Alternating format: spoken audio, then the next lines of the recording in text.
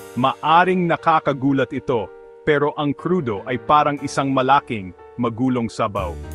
Paano natin ito ginagawang kapaki-pakinabang na bagay?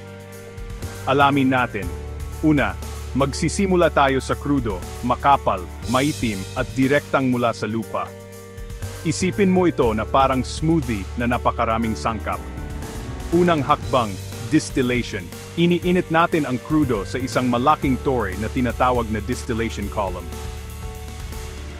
Ang iba't ibang bahagi ay kumukulo sa iba't ibang temperatura, kaya naghihiwalay sila, parang mga layer sa isang lava lamp. Ang pinakamagaan na bagay, tulad ng gasolina, ay umaakyat sa itaas, habang ang mabibigat na bagay, tulad ng asfalto, ay nananatili sa ibaba. Susunod, conversion. Ang ilang natitira ay masyadong mabigat, kaya hinahati natin sila gamit ang init, presyon, o chemical.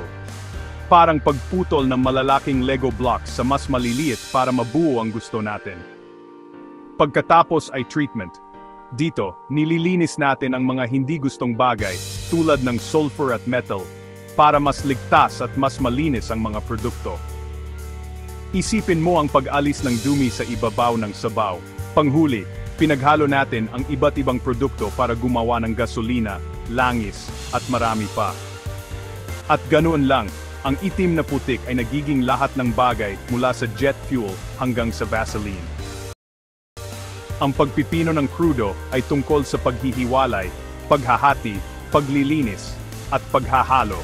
Napakagaling para sa isang proseso na nagsisimula sa putik mula sa lupa.